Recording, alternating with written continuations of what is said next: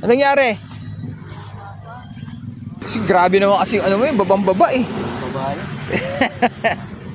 Ang lalim ng kalabasa mo yun. Laki na ng ano, ng dahon, no? Tama lang yun siya dyan, malambot eh.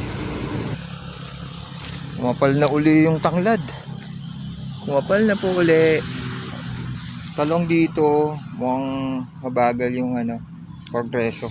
Siguro dahil nga sa pagka-organic niya. Walang gaanong abono.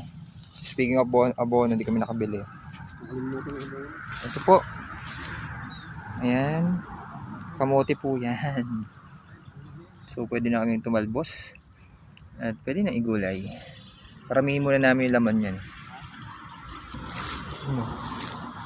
Yung maraming ganito, sarap gulayin din to eh. Talong. Talong po ito.